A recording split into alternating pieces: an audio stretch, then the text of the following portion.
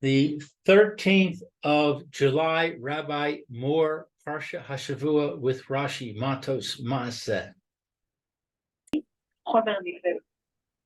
Everything okay? 1 second. Okay. Let's go. Are you okay? Yeah. I'm with you. Sorry. Okay, let's go. Okay, so we're on Zion? No. No. We're further. We're on... We did Zion already. Yud Aleph. Yud Aleph. Yud Aleph. Yud Aleph. Okay. Ve'im beis isha nidara o asra isa al nafsha bishvuah.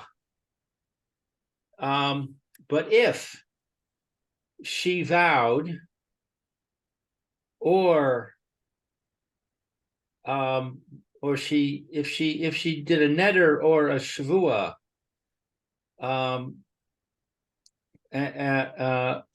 or prohibited on herself Prohibition with a shvua. Through a shvua. What is this? Asara. Oh, asara is to prohibit. That's the verb. Asra isal nafsha. She bound herself or prohibited herself with a prohibition, shvua, through a shvua. So asra isar is a double language. Yeah, that's not quite. No, it's not a double. It's asra is the verb. Isar is a noun. If she prohibited a prohibition? Correct. I see. Exactly how translated okay. it. Oh, that's why it says. That's what it says. She prohibited a prohibition upon herself. Yeah, that's what the English says. Okay. So Rashi says, if in her father's house, I'm sorry, if in the house of her husband, she made a neder, bin seuah hakasuv medaber, it's talking about a nesua. In other words, a fully married woman.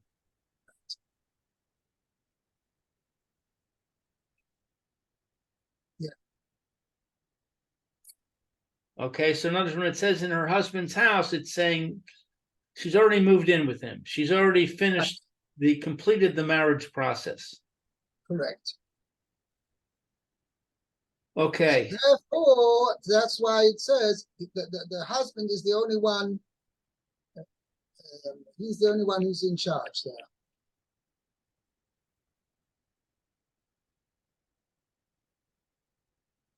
Okay, so Yud Bet, the Sama, Shama, Shashin.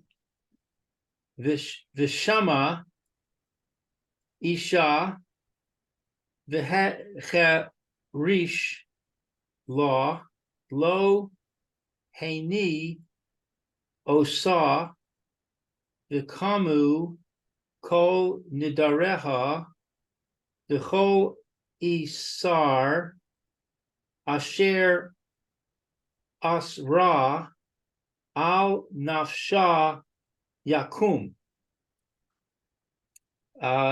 So let's see. And her husband heard about it, and he was silent. Right. He did not restrain her. He was silent to her. He did not restrain her.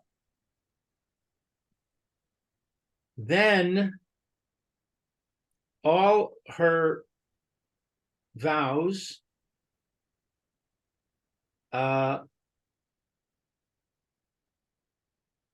stand.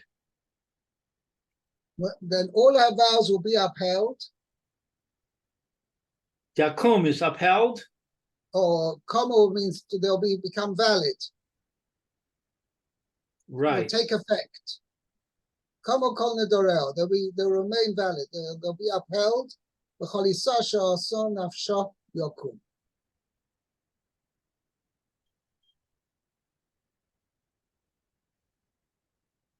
One second. All her vows will be valid, and any restriction that she imposed upon herself will be valid. The im hafer yafer osam isha v'yom sham o kol motza sifaseha lin da reha ula isar nafsha lo yakum isha hafe ron Wrong. the Hashem yis lach la. So let's see, 13. If her husband nullified on the day that he heard anything that came out from her lips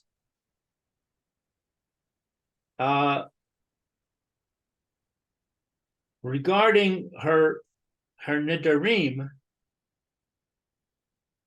and I'm saying, or the prohibition on herself, Right?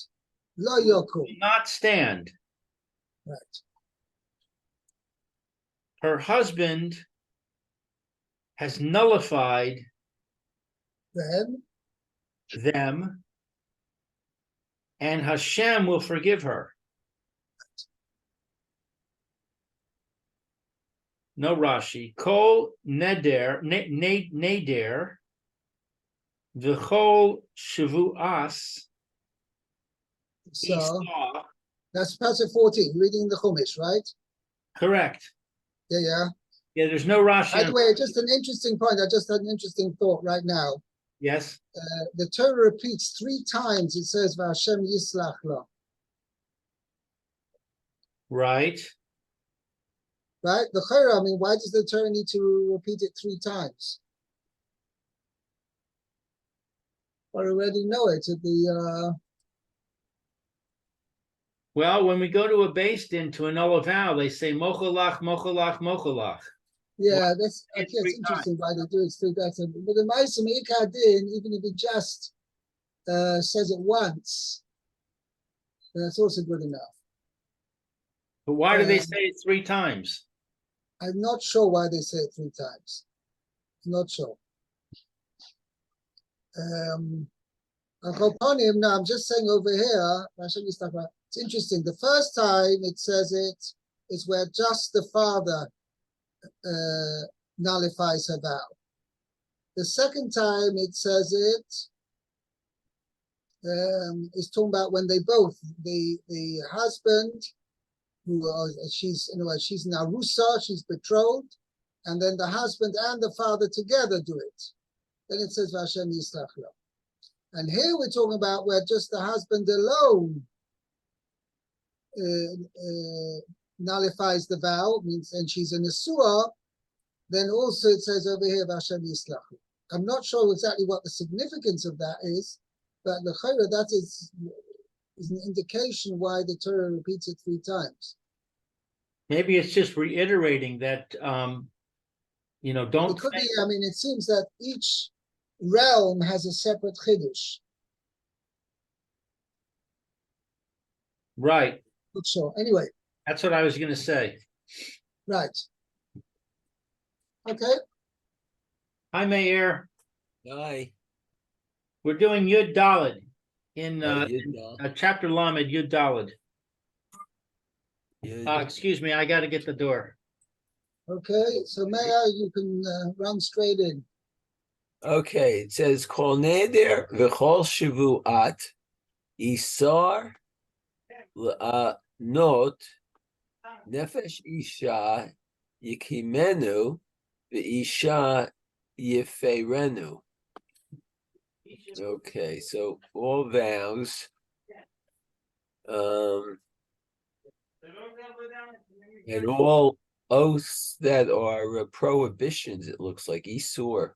Right, Kol Shvuas Isar, any shvua which is prohibiting la'anois nofesh, to cause her. That's a good question how to translate la'anois nofesh. I'll tell you in a second. I translated it. Any vow, any restrictive oath made to afflict herself. Okay, la'anois nofesh. Okay, Isha Yikimenu, Isha Yeferen. Her husband will be the one to make it valid, and the husband will want to be the one to nullify it. Oh, okay. Okay. So it says Rashi over here. Okay, Rashi. Kol neder v'chol shvuat isar v'gomer. Okay. So any vow or oath. Shvas Isar, but the Ika point is the pasuk says la'anois nafesh, that is coming to something to afflict herself. Okay. Meaning she's making a vow, a neder or a shvua, to hold herself back from, let's say, eating something or doing something pleasurable. Okay? Oh, okay. That's all considered inui nefesh, because she's thereby making, as a result of making a neder, she's afflicting herself. Okay, so it says, let's see, Lafi Shemor, since the Torah says, Shehabal Mayfair, the husband nullifies it. Okay. Yachol Kol Nidarim B'mashma. So one is able, call that all vows are implied. Okay. Talmud Lamar, that is to say, or the Torah says, le'anot nafesh, to afflict oneself. Okay. Eino mefer ella nidrei inoi nefesh yovad. Okay. So he does he doesn't nullify anything but the vows of affliction of the soul, or the person, I guess, only. Okay. V'heim meforashim b'masechet nidarim, and they are explained, excuse me, in Nidarim. Okay. We're in Nidarim 76b. Okay. Okay? Very good. Yeah. The Haim of Rosh Hashanah Nadar. So it means anything, let's say, if she makes a neder not to eat chocolate, or basically, let's say she makes a thing not to eat anything, eat a particular food, or not to go to anywhere pleasurable. Now, there's another aspect which we're going to see in, hopefully we're going to forget that today, maybe we will. Pasuk 17.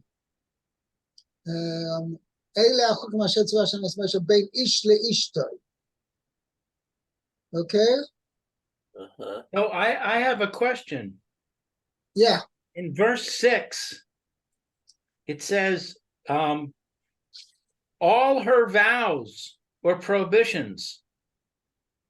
So Rashi's contradicting the Torah by saying it's not all of them, it's only. Well, the Torah itself says, Kol neder v'chol shuas Yisrael la'anois nafesh. That's what I'm saying.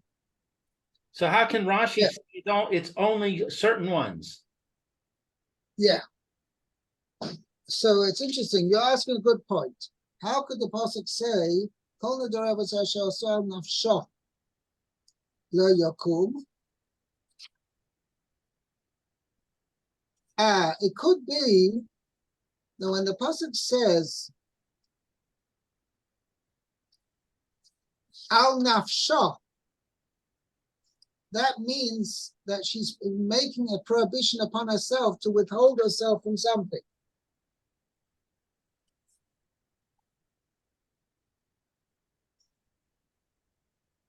Understand what I'm saying?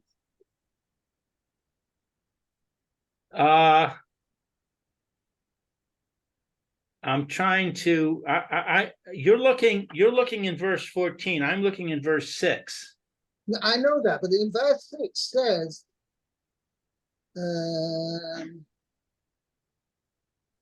Asher also al nafsho lo yoku.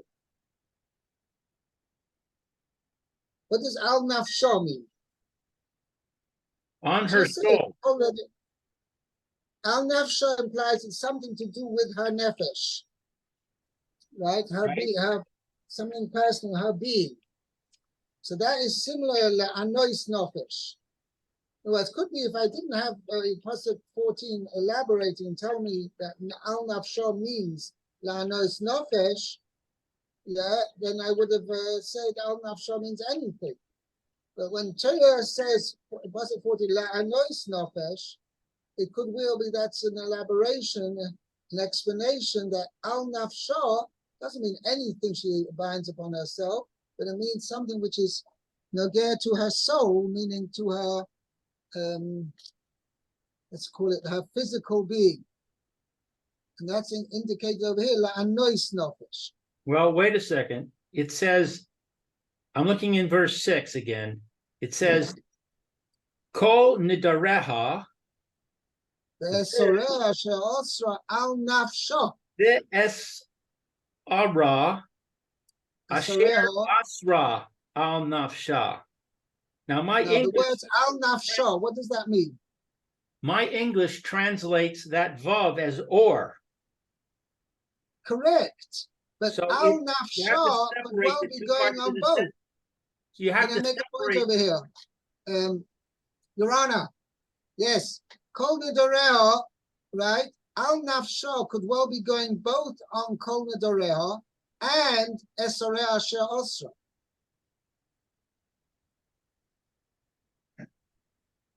I don't think so. Could well be, even if you say that the verb means or, which is correct, right? But nevertheless, al nafsho could be going on both on the dorea and esoreh asher osra, right? Means it's al nafsho means only with regard to her, what's something which is applicable to her nefesh, to her soul, which means she prohibited something upon herself which is affecting her soul, meaning she gets, how should I say it? The soul gets afflicted. If you're going to say that, Rabbi, you have to explain why it says the word asara twice. Where? There? It says ve'esara ha asher asra. I'm saying the fact that asra occurs a second time indicates that the next phrase only applies to the asra, not to the neder. I'm not sure. It's not necessarily. I mean, look at the English. It says that she prohibited upon herself. Okay, so let's look at my English. Excuse me, Kay. Where is it? Pasuk Vav. her father withheld her from her vows on that day he had, and all her vows and restrictions that she posed upon herself would not be valid. What was that word? Posed? All her vows and restrictions that she had imposed upon herself will not be valid. Okay, so the way you're translating it, you're saying the netter was imposed. Right, all her vows and restrictions that she imposed upon herself. So it could be going on both. The al nafsho, right, could be going on both. I see. All right. Well, okay, but it's a good point you're making. That had we not had this pasuk Yudalet, I could have well interpreted pasuk Vav as referring to all vows. Okay. Anyway, where are we up to now? Yeah, pasuk 15. Luke, pasuk Tezvav. Tezvav. V'im ha'charesh yacharish lo isha miyom el yom v'hekim es kol nidareha o es kol asareha asher aleha hekim osam ki hecherish la bayom shamo. Oh. If her husband was silent to her from day to day, he will have upheld all her nedarim, or all her shavuos that are upon her.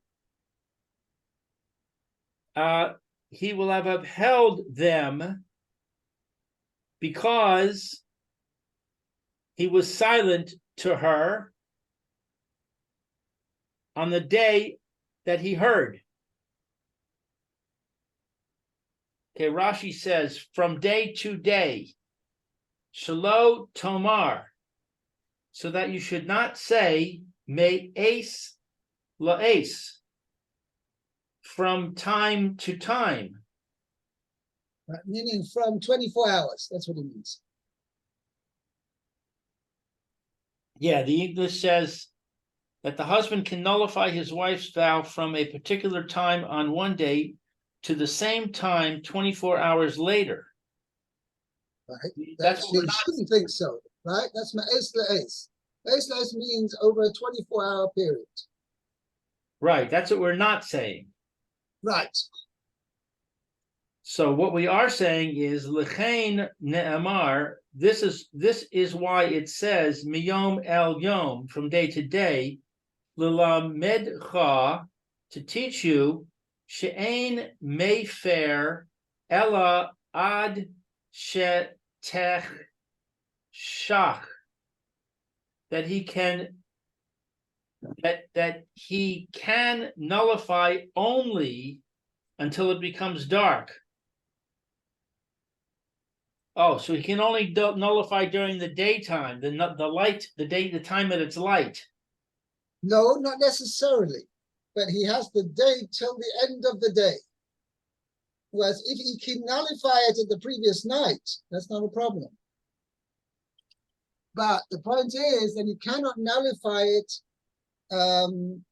once sunset, after sunset. Once the day has ended, he can no longer nullify the vow. I'm not following you. Sorry? I don't understand what you just said. You said he could nullify. Let's say now we're holding by Thursday afternoon, right? Yes. So he hears about it right now at 1:25 on a Thursday lunchtime. So till when can he nullify the vow? Until 6 o'clock on a standard clock. Why 6? That's sunset. Well, today's sunset is closer to 10 to 8. I said on a standard clock. Okay, I'm saying right, meaning till sunset, till the end of the day. I'm not including the there's after sunset. There's But what if sunset he hears the end of about the day. it at 10 p.m. on Wednesday night? Then he's got also till sunset today. I see. I get it. Okay. Yeah. Okay. Mayor. Pasuk 16. Okay. It says, let's see. V'im hafer yafer otam acharei sham'o v'nasa et avona. Okay, so if he nullifies it, okay, after hearing it, okay, he shall He will, rather he shall. He will bear her sin. Oh, okay. Okay.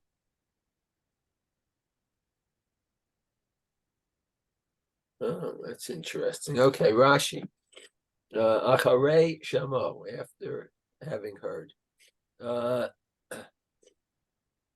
Acharei sheshama v'kayem. V'kiyeh. Oh, v'kiyem. Right? He after he heard it and he validated it. He validated it. Okay. Validated, or you say validated? Validated. How do the Americans say that? What? Validated. Okay, good. Yeah, that's how we say it. That's just the same way as the English say. Okay. Okay. Heard and validated it by saying, I agree to it. Sha'ama efshi boy. I'm quite willing to have it stand. Okay. He actually said those words, efshi boy, or ani maskim. And then, okay, the Chazar, and he went back. Hey, fair la, and nullified. And then he said, "Oh, he changed his mind." He said, "No, no, no, no. I want to annul it." Okay. Afilu boy bayoim. Even on the very same day, meaning technically he still is within the time span where he can still nullify the vow. Nevertheless, since he already validated it, he cannot retract that and now nullify it. Okay. Okay. So Then the idea is the nosor es avino. Okay. Are we saying can or cannot go back? So the next process, that's the next phrase. He's going to explain that. But nosor es avino, he will bear her sin. Okay. Meaning the pshat is that he was, had he not validated it first, then he could have still annulled it. Now he validated it first, so he's really now being responsible. He's now been the cause that he can no longer nullify it. And therefore, because of that, but now he really wants to nullify it. He really thinks it's not a good thing for her to have this vow. But it's too late. And therefore, he takes the responsibility of the vow.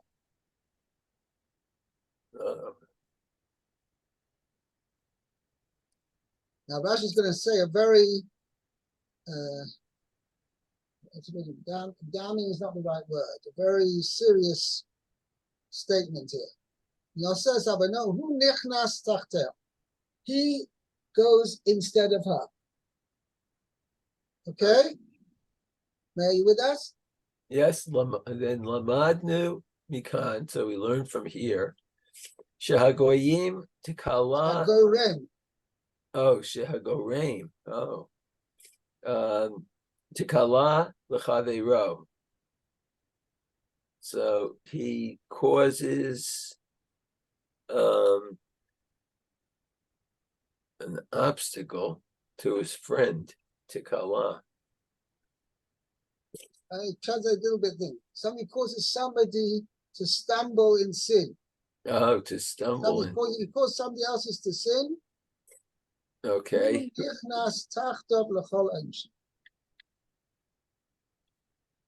Okay, so what he enters instead of him.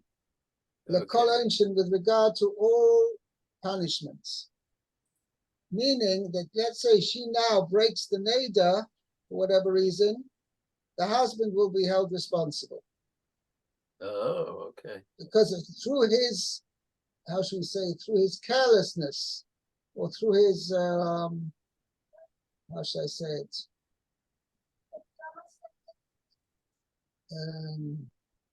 Through his lack of foresight, right? Maybe that's the right word.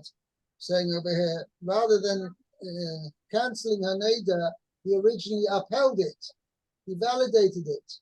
So and he hadn't done that, he could still cancel the neder now. But since he really validated it, and that may have been a serious lack of judgment on his part, because of that, he is held responsible for his wife's neder.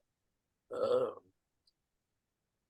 Okay. What is the phrase afilu bo vayom? Even on that day, meaning he's, as I mentioned, that he's still within the time frame where he could, had he not validated the neder, he could now annul it. So what's the still on the day when he heard it? Isn't that the only time he has the option? Right, but he's saying the point is that even though technically, as far as time is concerned, the time frame is concerned, he could nullify the neder, but now this particular situation he cannot nullify it because he already validated it.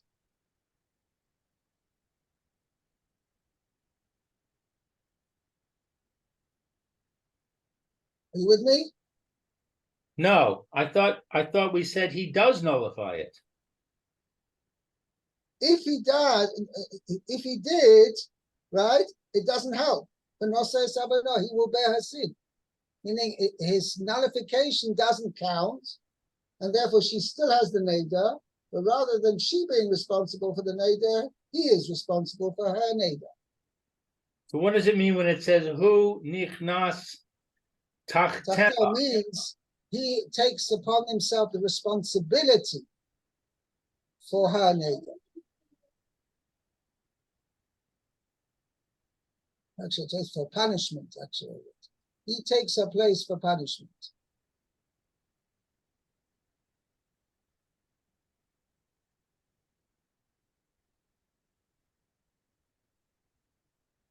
Uh-huh. Okay, this is very confusing. I'm not really clear on it. He enters in her stead, you're saying? Meaning he has full responsibility for her actions. So therefore, he could, the point is as follows. This husband was in a position where he could have nullified his wife's neder. Right. And now, because he validated it first, he now has lost his opportunity to nullify it, albeit it's still in the time where he could, had he not validated it, he could now annul it. But because he validated already, he cannot now nullify the neder. Now, since he's done something which is